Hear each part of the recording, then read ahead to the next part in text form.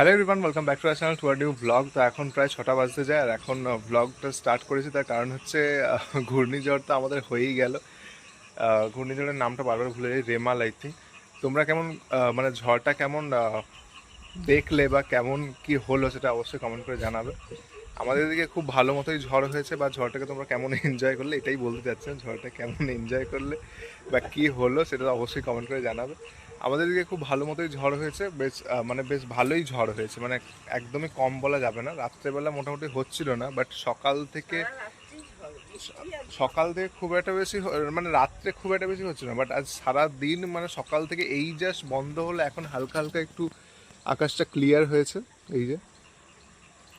তাও এখনো পর্যন্ত মেঘলা মেঘলা হয়ে আছে, জানি না হয়তো আবার কখনো হয়তো বৃষ্টি স্টার্ট হয়ে যাবে। বৃষ্টির কোনো ঠিক নেই, হয়তো একটু পরে স্টার্ট হয়ে যেতে পারে। আর এখন আমরা ছাদে আছি হচ্ছে মানে গাছগুলোকে সব মানে ঠিকঠাক জায়গায় রাখছি, কারণ ঝড়ের জন্য আমরা সব গাছগুলোকে এক জায়গাতে রেখে দিয়েছিলাম, সেগুলোকে এখন সব ঠিকঠাক করছি। তো সব মানে এই যে সব গাছগুলোকে এই যে এক সাইডে সব এখানে রাখা হয়েছিল, কারণ এদিকে রাখলে অনেকবারই ট্রাই করা হয়েছে, ঝড়ে গাছগুলো উল্টে পড়ে যায়। তো সেই জন্য খুব বেশি এখানে গাছপালার খুব বেশি মানে পড়ে যায়নি বা কোনো কিছু ক্ষতি হয়নি, বাট আমরা গাছগুলোকে তাও সাইডে রেখে দিয়েছিলাম যাতে না কোনো সমস্যা হয় পরে। কে মাঠে হচ্ছে যে জল পুরো জমে গেছে পুরো, মানে পুরো মানে একদম খালি ছিল, তো শুকনো মাঠ ছিল, মানে গরমের মধ্যে মানুষ মানে কী বলবো হ্যাসফ্যাস করছিল যে এত গরম এত গরম বলে বলে এমন মানে ঝড় এলো, তো ব্যাস সেখানে একদম জল পুরো মাঠে জমে একদম ভর্তি হয়ে গেল আর কি। এগুলো সব পড়ে গেছিলো, এগুলোকে সব এখন স্ট্যান্ড করে রাখা হয়েছে। এই গাছগুলো সবগুলোই পড়ে গেছিলো, তো এরকম করে করা হয়েছে। এরকম এখানে মোটামুটি সব কিছু ঠিকঠাক মতো করা হয়েছে, শুধু এই বাইরেরগুলোকে ঠিক করতে গাছগুলোকে রাখতে হবে। সেগুলো আমি করবো না, সেগুলো মা আর বাবাই দুজনে মিলেই করবে, আমি কিছুই করছি না।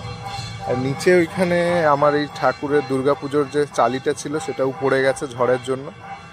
এটাকেও গিয়ে তুলে দিয়ে আসতে হবে, না হলে ওটা ওরকম পড়েই থাকবে, নষ্ট হবে। সন্ধে প্রায় হয়েই গেছে, আর মানে মেঘ থাকার জন্য তো মানে একদম মানে সন্ধে সন্ধেই লাগছে, যতটাই টাইম কম হোক না কেন।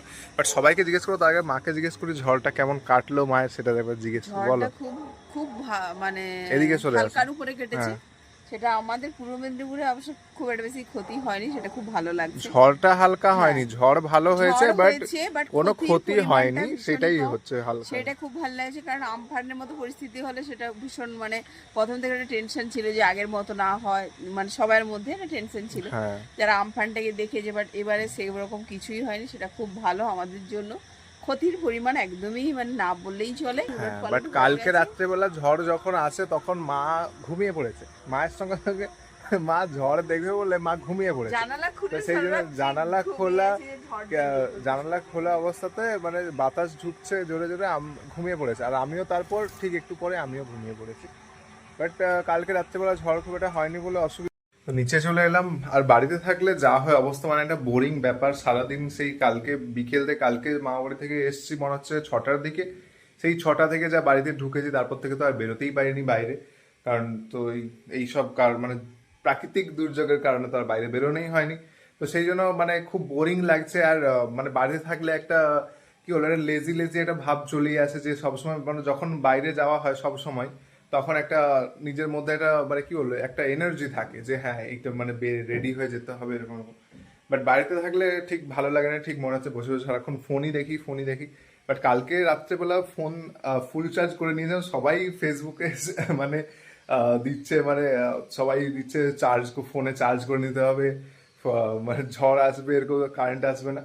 বাট যেহেতু সেরকম কোনো কিছু ক্ষতি হয়নি, সেরকম সকালবেলা আমাদের একটু কারেন্ট গিয়েছিল যখন খুব ভালো মতো ঝড়টা মানে এফেক্ট পড়েছিল। বাট তারপর আবার কারেন্ট চলে এসেছে, সেই জন্য খুব একটা বেশি প্রবলেম হয়নি। বেঁচে গেছে 7:30, আর এখন আমরা মুড়ি খাবো, কারণ মা বললো যেহেতু বাড়িতে আছি কিছু জায়গায় খেতে তো হবেই। আর যেহেতু আমার একটু খিদে খিদে পাচ্ছে, ওই জন্য মা বললো আমি একটু আমাদের মটর ব্রেকফাস্ট সিদ্ধ করতে বানাচ্ছি। এমনিতেই অনেকটাই লেট হয়ে যায়, মানে 9:30 9টা ব্রেকফাস্ট নয়, 9:30, সরি টিফিন বলে। টিফিন ভুল হয়ে গেছে। টিফিন করতে রাত্রি যখন আসি তখন এসে করা হয়। ব্রেকফাস্টের কথা শুনে আমি ভাবছি মা হয়তো বলবে সকালের কথা, না না না, ব্রেকফাস্টের।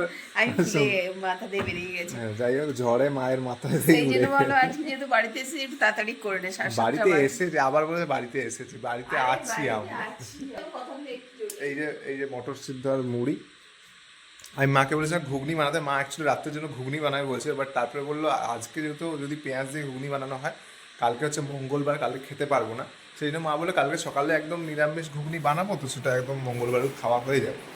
বাড়িতে সারাক্ষণ বসে থাকলে যা হয় অবস্থা, মানে দেখানোর মতো কিছু নেই আর মানে করার মতো কোনো অ্যাক্টিভিটি নেই, তো সেই জন্য বেশি কিছু দেখাতে পারছি না। করার মতো অ্যাক্টিভিটি আছে, বাট করতে ঠিক ইচ্ছে করে না, বললাম না লেজি লেজি। অ্যাক্টিভিটি একটা আছে, সেটা হচ্ছে সবসময় বিছানায় ফোন নিয়ে শুয়ে। ও আচ্ছা আচ্ছা, হ্যাঁ সেটা তো আমি আগেই বলেছি, এটা আমাকে দাও বিরিয়ানিটা আমাকে। ওই তো অ্যাক্টিভিটিতে সবাই আমরা এখন ডিনার করব, তো অনেকটাই 11টা প্রায় বাজতেই যায়। আর এই হচ্ছে আমার বানানো আজকের বিরিয়ানি, এগ এগ আর আলু দিয়ে বিরিয়ানি। তো বেশ ভালোই লাগছিল, টেস্টটা খুব সুন্দর হয়েছে, বাট আমরা এটা মানে কি বলবো বাসমতি রাইস দিয়ে আমরা বিরিয়ানিটা করিনি, আমরা করেছি এমনি চাল দিয়ে, নর্মাল চাল দিয়ে। কারণ আমাদের কাছে আজকে কিছুই ছিল না বিরিয়ানি বানাবো, আমরা কোনো প্ল্যানও বানাইনি বিরিয়ানি, হঠাৎ করে আমি বললাম আমি ডিমের ঝোল খাবো না, আমি বিরিয়ানি খাবো, আর চিকেন মাটন কিছুই ছিল না, সেই জন্য হলো এগ দিয়েই বিরিয়ানিটা বানিয়ে দিই। যাই হোক এখন চটপট ডিনারটা করে নিই, আর ভিডিওটাকে এখানে এন্ড করলাম। কেমন লাগলো আজকের ব্লগটা অবশ্যই কমেন্ট করে জানিও। দেখা হচ্ছে তোমার সাথে নেক্সট ব্লগে, আজকের মতো বাই, গুড নাইট। হাতে বিরিয়ানি আছে, বাই করতে পারছি, দেখা হচ্ছে নেক্সট ব্লগে।